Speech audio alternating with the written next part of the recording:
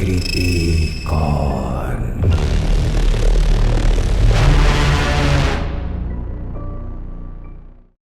ये क्रिसमस के आसपास की बात है, इसलिए हमारे लिविंग रूम में क्रिसमस ट्री लगा हुआ था और पूरा घर भी सजा हुआ था। मैं और मेरा भाई दोनों जूनियर हाई में थे। वो 9वीं क्लास में था और मैं 8वीं में। रात का समय था, 2 या 3 बजे होंगे। मेरी नींद खुली, मुझे बहुत प्यास लगी थी। मैं चुपचाप अपने कमरे से निकला और किचन की तरफ गया। जैसे ही मैं उस कोने से मुड़ा, मैंने कुछ बहुत अजीब देखा। अंधेरे में पेड़ से आने वाली रोशनी से दूर मेरा भाई लिविंग रूम के बीच में खड़ा था, क्रिसमस ट्री को घूर रहा था। उसकी गर्दन एक तरफ झुकी हुई थी, भयानक तरीके से, और वो बस घूर रहा था। उसके चेहरे के हाव भाव समझ नहीं आ रहे थे और उसने मेरी मौजूदगी पर भी कोई ध्यान नहीं दिया, ना ही उसने नजर हटाई। मैंने देखा कि उसने कुछ पकड़ा हुआ था और जैसे ही मैं करीब गया, मैंने देखा कि उसने पेड़ पर लटके कई सजावटी सामानों में से 3 पकड़े हुए थे। 2 सजावटी कांच के बल्ब और एक छोटा सेंटा का खिलौना। मैंने सोचा कि शायद उसे नींद आ रही होगी और वो पेड़ को देख रहा होगा, या शायद उसे फर्श पर कुछ सजावटी सामान मिल गए होंगे और वो उन्हें वापस पेड़ पर लगा रहा होगा। इसलिए मैं किचन की तरफ चलता रहा। जब मैं पानी का कप भर रहा था तो मेरी पिठ उसकी तरफ थी, इसलिए जब मैंने एक जोरदार आवाज और पेड़ की सरसराहट सुनी तो मैं चौंक गया। मैंने जल्दी से पीछे मुड़कर देखा तो पेड़ थोड़ा हिल रहा था। मेरा भाई अभी भी उसी जगह पर खड़ा ऊपर की तरफ घूर रहा था। मुझे समझ नहीं आया कि वो आवाज किस चीज की थी, इसलिए मैंने उसे देखा। सोचा कि ये जरूर उसने ही कुछ किया होगा। सच में कुछ सेकंड बाद मैंने देखा कि उसने अपने दूसरे खाली हाथ में पकड़े हुए सजावटी सामानों में से एक लिया और उसने उसे जोर से पेड़ की तरफ फेंक दिया। उसने धीरे धीरे अपना सिर मेरी तरफ घुमाया और फिर बस मेरी तरफ घूरने लगा। उसने कुछ नहीं कहा, ना मुस्कुराया, ना हंसा, जैसे कि ये कोई मजाक हो। वो हिला भी नहीं। ये बस डरावना और भयानक था। मैं डर गया था। मैं अपने कमरे में वापस जाने के लिए फिर से अपने भाई के पास से नहीं जाना चाहता था। मैं सीधे गैरेज में गया और वहां हमारी एक बिना लॉक वाली कार में गैरेज की लाइट जलाकर थोड़ी देर इंतजार किया, जब तक कि मुझे अंदर वापस जाना सेफ नहीं लगा। एकदम सन्नाटा था। मुझे डर लग रहा था कि वो मेरे साथ कोई मजाक करेगा और गैरेज की लाइट बंद करके घर का दरवाजा लॉक कर देगा ताकि मैं अंदर वापस ना जा सकूं। लेकिन कुछ नहीं हुआ। मैंने सिर्फ 15 मिनट इंतजार किए क्योंकि बहुत देर हो गई थी। मैं थक गया था।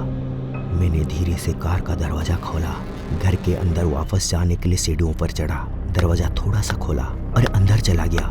मेरी आंखों को अंधेरे में एडजस्ट होने में 1 मिनट लगा, लेकिन जैसे ही वो एडजस्ट हुई, किचन में काउंटर टॉप के ऊपर रखी कई चीज मेरी नजर में आई। एक लाल रंग का कांच का सजावटी बल्ब जो भाई ने पकड़ा हुआ था, वो वहीं 1 फीट दूर रखा हुआ था। मैं थोड़ी देर वहीं खड़ा रहा, उसे घूरता रहा, सोच रहा था कि वो कहीं से भी मेरे सामने आ जाएगा, लेकिन वो नहीं आया। मैंने कोने से झांककर लिविंग रूम में देखा और राहत की सांस ली कि मेरा भाई चला गया था। वो जरूर नीचे चला गया होगा। उस रात कुछ नहीं हुआ, लेकिन ये बात मेरे दिमाग में काफी समय तक रहा। हालांकि इससे भी अजीब बात यह है कि मेरे भाई को नींद में चलने की आदत नहीं है और उसने पहले या बाद में कभी ऐसा कुछ नहीं किया था, और बेशक उसे कुछ याद भी नहीं है।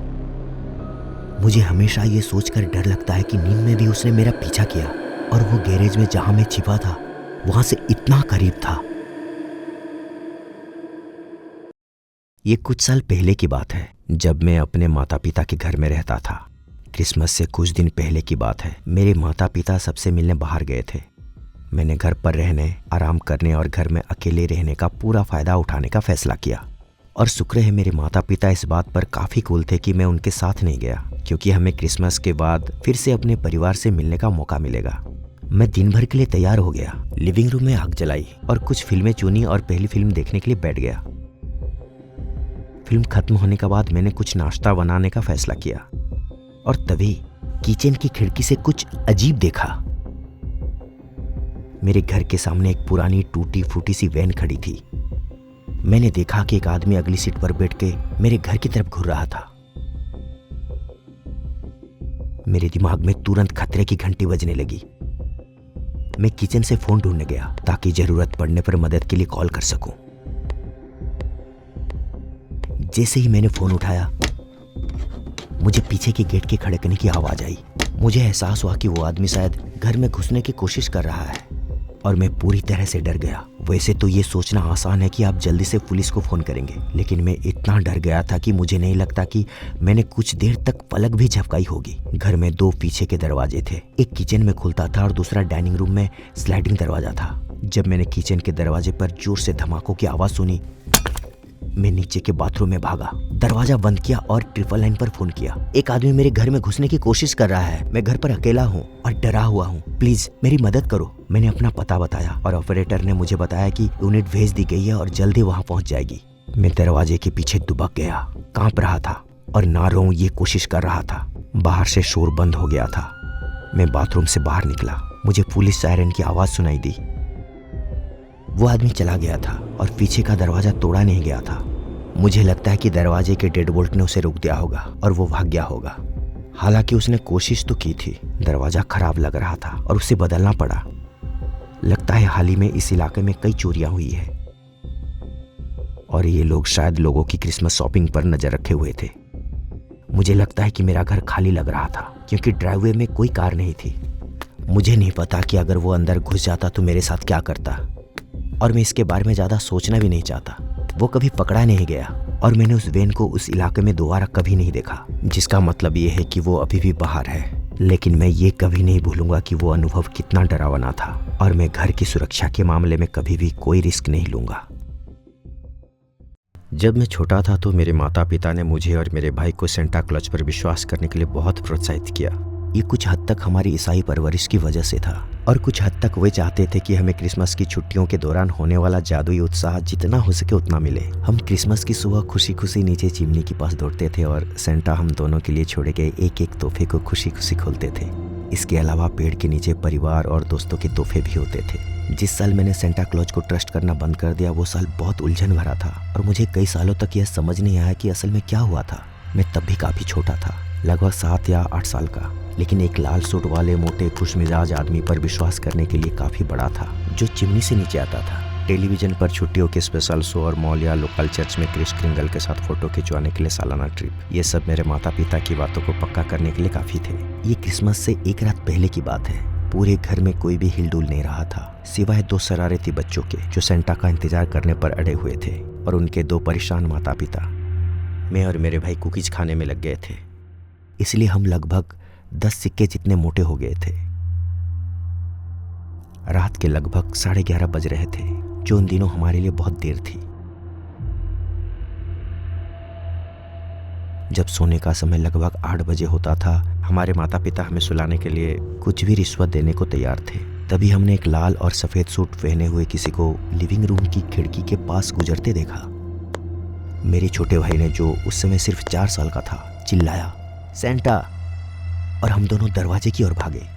हम समझ नहीं पा रहे थे कि मेरी माँ ने अचानक हमें क्यों पकड़ा और हमें ऊपर की ओर धकेल दिया, या पिताजी जल्दी से दरवाजा क्यों बंद कर रहे थे और फोन की ओर क्यों भाग रहे थे, जबकि हमारा साइबरेन हस्की दरवाजे पर खड़ा होकर गुर्रा रहा था।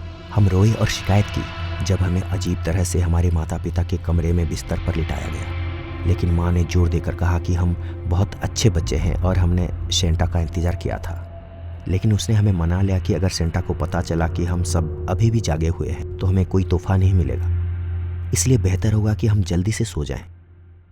तो हम कंबल के नीचे घुस गए और अपनी आंखें कसकर बंद कर ली, जैसे सभी बच्चे सोने का नाटक करते हैं, और हम सच में सो गए। हालांकि मेरे सोने से ठीक पहले मैंने अपने पिताजी को कमरे में आते हुए सुना और उन्हें कुछ ऐसा कहते हुए सुना, जेरी यहाँ है।